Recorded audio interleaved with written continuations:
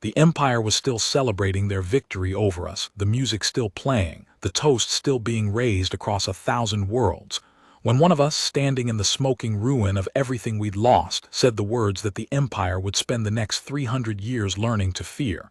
That was only the beginning. They thought it was a threat. They thought we meant we had more weapons, a hidden fleet, some terrible retaliation coming. We didn't. We had nothing. They'd taken everything. What we meant was something the Empire could not understand, because they did not think the way we thought, and could not measure time the way we measured it. And it took them 3 centuries and the slow death of their whole civilization to learn what a human means when, having lost everything, they say it has only just begun. Let me tell you about the victory they celebrated, because you have to understand how completely they thought they'd won. My name is Anya, and I was there at the beginning, the real beginning, the one the Empire mistook for an ending. The Galactic Empire was old and vast and powerful in the way that conquering empires are, and they had come for humanity the way they had come for 100 peoples before us, and they had done to us what they always did. They had won. I won't soften it. We were not secretly stronger than them. We did not have a hidden advantage. They were more powerful than us in every way that a war is usually measured, and when they brought that power against us, we lost badly, lost almost everything, our fleets broken, our great worlds taken or burned, our old order shattered, the proud civilization we had built brought down in fire and grief. It was a real defeat. People who tell this story sometimes pretend it wasn't, pretend we were always going to win, and I won't do that because the truth is better and harder. We genuinely lost, and that is the whole point. I want you to feel the size of what we lost, because the patience I'm going to tell you about does not mean anything unless you understand the grief it grew out of. We did not lose a battle. We lost a worlds, the accumulated work of our whole history. I watched cities I had grown up in burn. I watched the great fleets we had been so proud of, the ships our best minds had given their lives to build, broken and falling out of the sky like dead birds. I watched people I loved die, and people I didn't know die, in numbers that stopped meaning anything, that became just a gray weight you carried. And worse than the dying, in a way, was the ending of things. The libraries gone, the old places gone, the institutions and the traditions and the slow-built fabric of a civilization that had taken thousands of years to weave, all of it coming apart in a span of months, because the Empire's power was simply greater than ours, and there was nothing in the end that we could do to stop it. We had been a proud people, an accomplished people, and we were reduced, in what felt like no time at all, to survivors picking through rubble, and the proud thing we had been was simply over. That is what defeat actually is. Not a score, a bereavement. The death of a whole way of being, all at once, with the people who loved it left alive to grieve it. And I tell you this so you understand that the patience was not a strategy thought up by people who were fine. It was the thing that grew, somehow, out of the very bottom of grief. The strange, unkillable thing that a people finds at the place where they have lost absolutely everything except the one thing no conqueror can take, which is who they are. We were not calm because we were not hurt. We were the most hurt we had ever been. The patience came not instead of the grief but out of the heart of it, and that is why the Empire never saw it coming, because the Empire thought a people that grieved that hard was a people that was finished, and could not imagine that the deepest grief and the deepest endurance are the same root, and that you have not actually defeated a people until you have made them stop loving what they were, and grief, real grief, is just love that has outlived its object. Which means a grieving people is a people that still loves, fiercely, what you took, and a people that still loves what you took will never, ever stop wanting it back. And the Empire celebrated, because by their understanding of war, they had finished us. I need you to understand how the Empire thought about winning, because their whole misunderstanding lived in it. The Empire fought to break. That was their doctrine, their philosophy, the thing that had let them conquer 100 worlds. You bring overwhelming force, you shatter the enemy's ability and will to resist, you win the decisive victory, and then This was the part they were certain of: the enemy breaks, accepts defeat, submits, integrates, becomes another conquered people in the Empire's vast collection.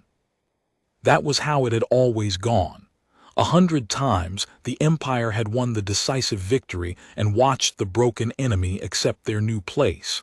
Victory, to the Empire, was an event, a thing that happened and concluded and settled the matter. You won, and then it was over, and you celebrated, because the winning was the end of the story. So when they broke us, when they won their decisive victory over humanity, shattered our power, took our worlds, they did what they had always done. They celebrated.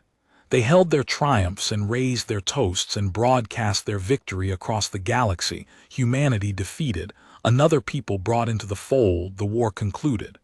They were not even cruel about it particularly. They were just done. In their minds, the matter was settled. The story was over. Humanity was now simply one more conquered people awaiting integration, and the only thing left was the paperwork of absorbing us. They celebrated too soon, not because they were arrogant exactly, but because by everything they knew, by 100 conquests worth of experience, the celebration was correct. They had won. The war was over. We could see their celebration, that was the thing. They broadcast it everywhere, not even to taunt us especially, just because that was what you did. You announced a conquest to the galaxy, so all the other peoples would know the Empire had won again. So we sat in our ruins and watched the Empire celebrate our defeat on the same screens that had, days before, shown our own fleets fighting and dying. We watched their great worlds lit up in triumph, their leaders giving speeches about the conclusion of the human campaign, their soldiers and citizens raising toasts to the newest people brought into the fold. There was a particular general, I will not name him, though I learned his name well over the years, who gave a speech that was replayed constantly, in which he spoke of humanity almost fondly, the way you might speak of a worthy but defeated opponent, praising our courage and our cleverness and our spirit, and then concluding warmly that all of that was now part of the Empire, that our spirit would enrich the great collection of peoples the Empire had gathered, that we should be proud to take our place. He meant it kindly, I think. That was the obscene part. He stood there, having destroyed everything we were, and offered us a place in his collection as though it were a gift, as though the natural and happy end of our whole history was to become a conquered footnote in his empire. And he could not conceive, none of them could conceive, that we might want anything else, that the offer of a place in the cage might not be received with gratitude by the creature whose home had just been burned to put it there. And watching that general's warm, certain face, watching the Empire celebrate the conclusion of a story we did not agree was concluded, was the exact moment the thing in us woke up. Because there is a particular fuel that comes from being told by the people who have just destroyed you that you should be grateful, that you should accept your place, be proud of your absorption, agree that the story is over. Something in a people refuses that. Something in a people at the very bottom hears the story is over now and answers, from a place deeper than strategy, no. The story is not over. The story is over when we say it's over, and we have not said it, and we are not going to say it, not in your lifetime or your children's or your children's children's, because it is our story, and you do not get to decide when our story ends. That was what woke in us, watching them celebrate. Not a plan, a refusal, the oldest refusal there is. And that is when one of us said it. I was there. We were standing in the ruin of one of our fallen worlds, a small group of survivors, everything lost, the Empire's victory broadcast still playing in the background, and there was a moment of the deepest despair I have ever felt. The moment when a beaten people fully absorbs that it is beaten, that everything is gone, that the proud thing they were is finished. And into that despair, one of us, I won't pretend it was me, it was an old woman whose name deserves to be remembered better than I can tell it here, looked at the Empire's celebration playing on the screens, and she did not weep, and she did not rage. She said quietly, almost to herself, but we all heard it, "Let them celebrate. They think this is the end. And then she smiled, a small, tired, terrible smile, and she said, "That was only the beginning. I have thought about that old woman every day of my long life, and I want to tell you a little more about her, because she was the first to see it and she taught the rest of us how. She was very old, older than anyone else among us, and she had lost more than any of us, children, grandchildren, a whole long life's worth of people and places, all of it taken in the conquest. By every measure she should have been the most broken of us, the one with the least left to fight with, the one closest to the end. And instead she was the one who saw furthest, and I came to understand over the years that this was not in spite of her age but because of it. She had lived long enough to know in her body the thing the young forget and the empire never learned, how long a time actually is. She had watched things she thought were permanent end, and things she thought were ended return. She knew, the way only the very old know it, that the present moment, even a moment as total as a conquest, is not the whole of time, that what looks like the end is just the part you can see from where you're standing, and that a people who can hold on to that, who can refuse to mistake the worst day for the last day, has a kind of strength that no force can touch. And she explained it to us, in the days after, in terms I have never forgotten. She said the empire had made a mistake that powerful, impatient peoples always make. They had confused winning with ending. They had won, yes, but winning and ending are not the same thing, and only a people too impatient to think past their own lifetime would ever assume they were. They think because they have won, it is over, she said. But it is only over if we agree that it is over, and we are going to teach our children not to agree, and our children will teach their children. And the empire will grow old, and tired and distracted by 1,000 other things, the way empires do. But we will not be distracted, because for us this will be the only thing, the thing we hand down, generation to generation, the long patient refusal to let our story end on their terms. They have won the day. We are going to take the century. And no one who only knows how to win days has ever known what to do against a people who are willing to lose every single day for 100 years and keep handing the refusal down, because such a people cannot be defeated. They can only be outlived, and we intend to do the outliving. She was very old when she said it, and she knew she would not see the end of the thing she was beginning, and that was exactly why she could begin it, because she had already made her peace with planting a tree she would never sit beneath, which is the one thing the empire, in all its power, never learned how to do. And I want to tell you what she meant, because it is the whole of the story and the empire never understood it. She did not mean we had a secret weapon. She did not mean retaliation was coming. She meant something about us, about what humanity is, and how we measure a struggle, and the thing we understand about losing that the empire, for all its conquests, had never learned. The empire thought it had won a war, but the empire measured war the way it measured everything, in the short horizon of the decisive victory, the event, the thing that happens and concludes, and humanity does not measure that way. We never have. We are the people who plant trees we will never sit beneath.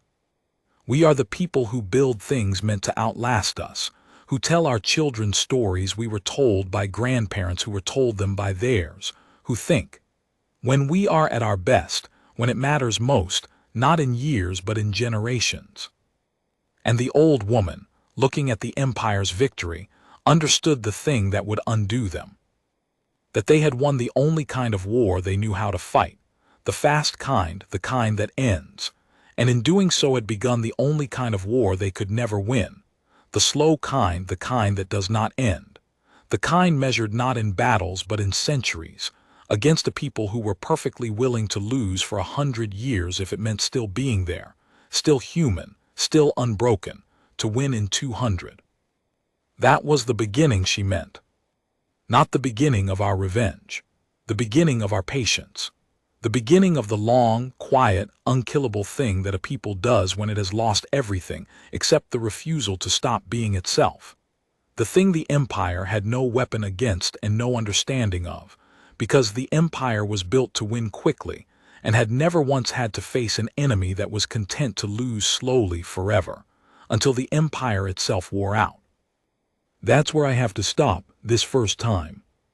Because what that beginning became, how a defeated people, with no fleet and no weapons and nothing left but time, fought and won a war across 300 years against an empire that thought it had already finished us.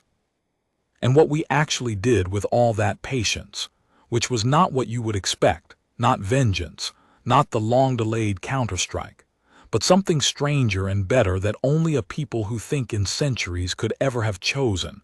That's the whole of the story, and I need you standing exactly here first. In the ruin of a fallen human world, the Empire's victory song still playing, a beaten old woman looking at the celebration of our defeat and saying, with a small terrible smile, the truest words humanity ever spoke, that was only the beginning. Meaning not our wrath, but our willingness to wait, which is the one thing no conqueror has ever known how to defeat. The war humanity actually fought against the Empire did not look like a war at all, which is exactly why the Empire kept losing it without ever understanding that it was happening. There was no great counterstrike. I have to say that first because everyone waits for it, the way the Empire waited for it, the dramatic moment when the beaten humans reveal their hidden strength and rise up and smash the conqueror. It never came. We had no hidden strength. What we had was the old woman's lesson, and we did with it the only thing a people with nothing can do, which was to simply refuse to end, and to make that refusal the inheritance we handed our children. The war we fought was a war of continuance, of staying, of being stubbornly still human, still unintegrated, still unended, year after year and then decade after decade, in the face of an empire that had declared us concluded and could not understand why we would not have the decency to actually conclude. Let me tell you how it worked, because it is the strangest and most patient thing a people has ever done. The empire had conquered us, and now meant to integrate us, to absorb humanity into its vast collection of peoples, to make us, over a generation or two, simply another thread in the imperial fabric, our distinctness dissolved, our identity folded into the great whole, the way every conquered people before us had eventually been folded in. That was how the empire actually won, in the long run, not in the battle, but in the integration, the slow, comfortable absorption that turned a conquered people into a contented imperial one within a generation or two, until they forgot they had ever been anything else. The battle was just the start. The real victory was the forgetting. And the empire was very good at the forgetting. They had engineered the contentment of 100 conquered peoples, the gentle pressure of time and comfort and incentive that made the children of the conquered grow up imperial and grateful, with no memory of what their grandparents had lost. And humanity simply would not be integrated. That was the whole war. Not a refusal of imperial rule, we couldn't refuse that, they had the power, but a refusal of imperial absorption, a refusal to forget, a refusal to let the integration do its quiet work on our children. We obeyed where we had to. We paid the taxes and followed the laws and lived under the occupation because we had no choice. But underneath the obedience in the place the empire could not reach, we kept ourselves. We taught our children who they were. We taught them the old stories, the old songs, the old names for things, the memory of what we had been and the truth of what had been done to us. Not as bitterness. The old woman had been very clear about that. Not as a poison of hatred handed down, but as an identity, a knowledge of self, a quiet, unbroken thread connecting each new generation to the unconquered people we had been and intended to be again. The empire pushed integration, and we pushed back with memory, and the whole war was fought there, invisibly, in what each generation of human children grew up knowing about who they were, and generation after generation, against every pressure and incentive the empire could bring. Human children grew up still human, still remembering, still carrying the refusal, because we had made the handing down of that refusal the most sacred thing a human parent did. And here is where the empire's nature began to defeat the empire, because integration for the empire was supposed to be quick. A generation, 2 at most, and a conquered people settled into contented imperial citizenship, and the matter was closed. That was the timescale the empire understood, the timescale all its methods were built for. And when humanity did not integrate on that timescale, when the second generation of conquered humans grew up just as stubbornly human as the first, and the third just as stubborn as the second, the empire was genuinely baffled, and then frustrated, and then, slowly, worn. Because the empire had 100 other peoples to manage, 1,000 other concerns, a vast sprawling collection of worlds all demanding attention, and it had budgeted for humanity to be a closed matter within a generation. And instead humanity kept being an open matter, year after year, decade after decade, a small persistent friction that never resolved, that required continued attention and resources and management long after the empire had expected to be done with us. We were a splinter the empire could not work out of its skin, and a splinter does not have to be strong to be maddening. It only has to refuse to be absorbed. And the empire, being impatient, did what impatient powers do with a problem that won't resolve. It tried harder, and trying harder cost it, and the cost compounded over time in a way the empire never tracked because the empire did not think in the timescale where the cost showed up. It spent more force on us, more resources, more attention, and we simply absorbed it and continued, losing every confrontation and refusing to end, the way the old woman had promised, willing to lose every single day so long as we did not lose the one thing that mattered, which was the continuity of ourselves across the generations. The empire was spending the currency of a fast power, force, decisive action, the resources of the moment, against an enemy that was spending the currency of a slow people, which is time and patience and the handing down of memory. And time is the one currency that the impatient always run out of first, because they cannot stand to keep paying when the victory does not come. That's where I have to stop this first time. Because what that long, slow war finally did to the empire, how an impatient conqueror wears itself out against a patient people across 3 centuries, and what humanity chose to do when the long patience finally began to win, which was the thing that makes me proudest of my whole long-lived species, the choice that only a people who had waited that long could ever have made. That's the resolution, the whole of it, and I need you standing exactly here first. In the long middle of the longest war humanity ever fought, a beaten people refusing, generation after patient generation, to be absorbed, handing the unbroken thread of themselves down through the centuries, while an impatient empire that thought it had won in an afternoon slowly, bafflingly, expensively, began to wear out against the one enemy it had no weapon for, a people that was perfectly content to lose forever, as long as it never stopped being itself. The empire did not fall to us. I need to begin there because it is the truth, and because the truth is better than the legend. After 300 years, the Galactic Empire did not collapse because humanity finally rose up and struck it down. It collapsed the way all such empires collapse, from its own weight, its own overreach, its own impatience turned against 1,000 problems it had no patience for, of which we were only one. Empires built on fast conquest are always, secretly, fragile because they require constant winning to sustain themselves, and a thing that requires constant winning will, eventually, lose because no one wins forever. The empire spent 3 centuries spending itself on us, and on 100 other frictions, and on the endless, exhausting work of holding a vast collection of peoples who did not in their hearts want to be held. And it wore out. The center could not hold. The thing that had conquered us in an afternoon took 300 years to die, and when it died of itself. But we were there when it died. That is the thing, that is what the patience won. Because all the other peoples the empire had conquered, the 100 peoples who had been folded in and integrated and made content, when the empire finally fell, those peoples were gone. Not dead. Worse than dead, in a way, dissolved. They had been absorbed so completely over the centuries that there was no longer any of them to outlast the empire.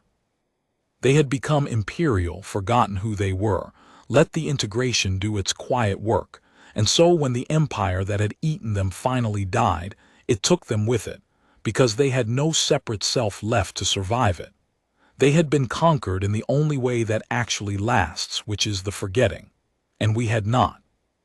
We had lost every battle, every confrontation, every day of 300 years, and we had won the only thing that mattered, which was that when the empire finally died, we were still there. Still human, still ourselves.